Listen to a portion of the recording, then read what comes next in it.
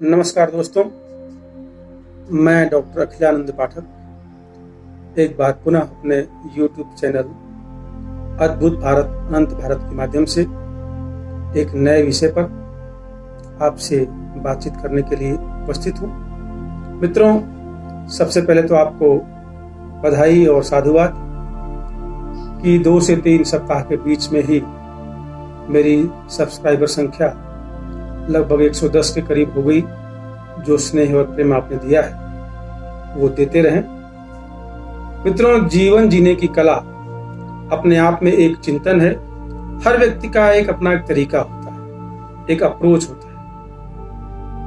इसी विषय को लेकर के मैंने 2-3 एपिसोड के माध्यम से आपके समक्ष अपनी बात रखूंगा। जीवन जीने की कला एपिसोड फर्स्ट में नकारात्मक सोच और महानता का सफलता सूत्र, ये विषय है। मित्रों, आप शीर्षक से समझेंगे कि नेगेटिविटी से कैसे कोई महान बन सकता है। मित्रों, विचार कीजिए कि अगर न्यूटन ने सेब को पेड़ से नीचे गिरते हुए देखा और वो ये सोचते, उन्होंने पहले सोचा कि पेड़ से सेब नीचे ही क्यों गिरा, ऊपर क्यों नहीं गया। अगर ये भाव, नेगेटिव भाव के मन में नहीं आता तो शायद न्यूटन का सिद्धांत प्राप्त नहीं होता। कई बार ये दिमाग में आता है कि नेगेटिविटी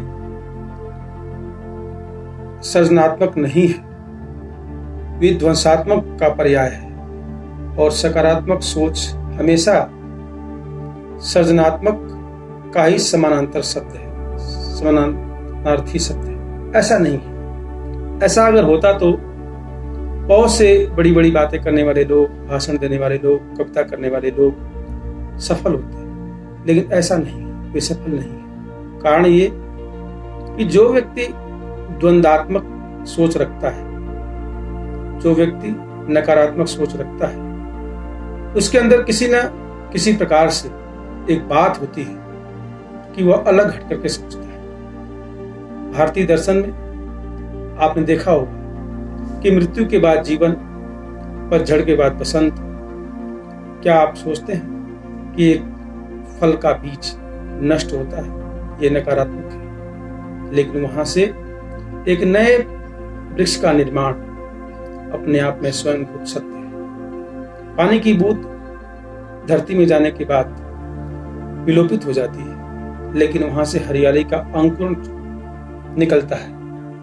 यह सोच, यह दृष्टि हमारे अगर जीवन में हो तो नकारात्मक सोच के साथ बड़े से बड़ा हम कार्य कर सकते हैं। मित्रों, महाभारत का युद्ध चल रहा है और अर्जुन के मन में शंका है, नेगेटिविटी है, युद्ध नहीं करना, जबकि कौरव सकारात्मक, अहंकार और लवरेज है, उत्साह से। लेकिन युद्ध कौन जीतता है? युद्ध जीतते हैं अर्जुन, क्योंकि हर संशय का समाधान वे कृष्ण से चाहते हैं, और यह नकारात्मकता उनको विजय की तरफ ले जाती है। मित्रों, नकारात्मकता अपने आप में एक विष का प्याला है, जिसको पिए बिना हम अमृत का पान नहीं कर सकते। मित्रों, मोहम्मद गोरी और पृथ्वीराज चौहान के बीच में युद्ध हुआ।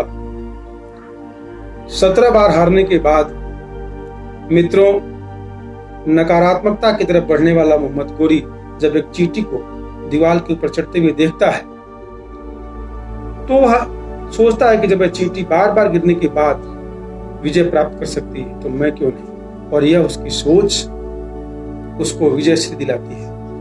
मित्रों, अगर टाइटैनिक जहाज के लोग नेगेटिव सोचते तो शायद यह त्रासदी जो 1912 में हुई नहीं होती, वो जहाज नहीं डूबता। लेकिन उन्होंने सिर्फ और सिर्फ सकारात्मक सोचा, यह जहाज बहुत बड़ा है, यह तो डूब ही नहीं सकता। यह विचार ही अपने आप में उन्मादी है, अहंकारी है, ये चट्टान से टकरा करके टूट ही नहीं सकता। अगर इस प्रकार से सोचा गया होता तो शायद ऐसा नहीं होता। इसी प्रकार से हवाई जहाज बनाने वाला व्यक्ति अगर पैराशूट का निर्माण करता है तो उसके पीछे कोई न कोई नकारात्मक सोच होती है। मित्रों, डार्विन, मार्क्स, फ्रायड, गांधी का जीवन देखिए, घोर निराशा, आर्थिक तंगी और विकटताओं से भरा पड़ा है। गांधी के अहिंसावादी सिद्धांत के बारे में कितनी नेगेटिव बातें हुई कि क्या कभी एक गाल पर थप्पड़ मारने से, दूसरे गाल को आगे करने से कोई बाहर जा सकता है, कोई बदमाश भाग सकता है, कितने बड़े अंग्रेजी राज्य को भगा सकते हैं। कितने लोग नेगेटिव सोचते थे, लेकिन गांधी जी ने इस बात को ध्यान रखा कि नहीं, ऐसा हो सकता है। इस सोच को उन्होंने नकारात्मकता को पॉजिटिविटी में बदला और इतना बड़ा अहिंसा का सिद्धांत दिया। मित्रों, संतोषम परम सुखम की बात हमारे भारत में की जाती है, लेकिन संतोष से अगर सुख की प्राप्ति होती तो क्या एक सिपाही से भर्ती हुआ व्यक्ति आईपीएस बन पाता? बार बार हारने के बावजूद भी कोई राजा विजय प्राप्त कर सकता है। नौकरी में लोग सफलताओं की तरफ बढ़ते जाते हैं, उच्च से उच्च पद प्राप्त करते जाते हैं। क्यों? क्योंकि उनके अंदर संतोष की भावना नहीं और आगे बढ़ने की भावना होती है। नेगेटिविटी यानी संतोष से सुख नहीं होता, आगे बढ़ने से सुख की प्राप्ति होती। ये भी अपने आप में एक नेगेटिविटी की ऊर्जा है। ऊर्जा की दृष्टि हमको बदलनी होगी। दोस्तों, दुर्भाग्य अपने आप में एक नकारात्मकता है। Karl Marx, Kabir, Mirabai, Vivekananda, Karl Marx का आप जीवन देखिए, विकटताओं से कोई एक उसको नौकरी देने के लिए तैयार नहीं था। जीवन के प्रति, समाज के प्रति घोर निराशा और नकारात्मकता उसके मन में विचार कर गई। तब उसने सोचा कि एक वर्ग संघर्ष का सिद्धांत क्यों नहीं दिया जाए और किस प्रकार से लोग शोषण का करते हैं, या जो पैसे वाले होते हैं लोग, वो शोषित वर्ग का शोषण करते हैं। या जैसे ही उसके अंदर नेगेटिविटी का विचार आया, उन्होंने इस पर चिंतन शुरू किया। चिंतन शुरू करते ही उनके मन में कोई बात आई और उन्होंने एक इतना बड़ा सिद्धांत दे दिया। मित्रों, हम घर से बाहर निकलते हैं, कोई छींक देता है, कोई ठोकर लग जाती है, हमारे मन में तुरंत चेतावनी की घंटी बज जाती है। ये क्या है? यह एक नकारात्मक सोच है, लेकिन उसके पीछे क्या है? सर्जना है, उसके पीछे एक चेतावनी है, उसके पीछे एक शंका है, और जब शंका होता है तो उसके पीछे न कोई एक समाधान निकलता है। मित्रों, एक सफलता और महानता को लेकर भी एक हमारे मन में विचार होता है। सफलता और महानता क्या होती है? मित्रों, सफलता जीवन पर्यंत होती है, जीवन में प्राप्त होती है और जीवन के साथ ही समाप्त हो जाती है। जबकि महानता वो है जो महानता मरने के बाद प्राप्त होती है। बहुत सारे ऐसे लोग हैं जिन्हें सफलता अपने जीवन में नहीं मिली, लेकिन वे महान बने। सुकरात का नाम लो, कार्ल मार्क्स का नाम लो, रविंद्रनाथ टैगोर को कितनी मुश्किलों के बाद नोबेल प्राइज मिला। महात्मा गांधी को 4 बार नॉमिनेट करने के बाद भी नोबेल प्राइज नहीं मिला, लेकिन बाद में वे महान बने।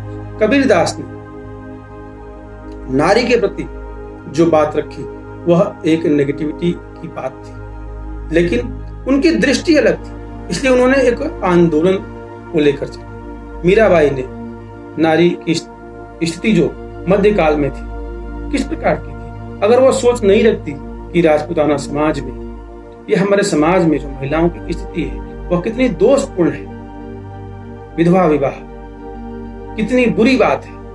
कहने का प्राय यह है कि हमारी जो परंपराएं हैं, हमारी जो रीतियां हैं, वो सदा से चली आ रही होती है और उसके प्रति जो साधारण व्यक्ति की अप्रोच होती है वह सकारात्मक होती है, उसी दिशा में बढ़ने की होती है और वह उसके बारे में नेगेटिव सोचता ही नहीं है।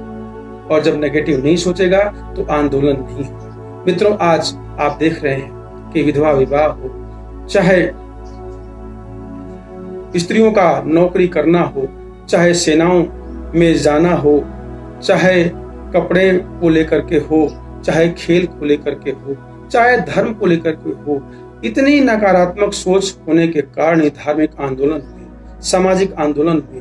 धर्म में जो बदलाव, नई पीढ़ी की सोच आ रही है कि ईश्वर है कि ईश्वर नहीं है, धर्म क्या है, कर्म कांड है, कि मंदिर की पूजा करना है, कि उपासना करना है, इसके प्रति जो शंका है, जो समाधान है और जो उनकी सोच है, नकारात्मक सोच है, वह महानता की तरफ जाती है।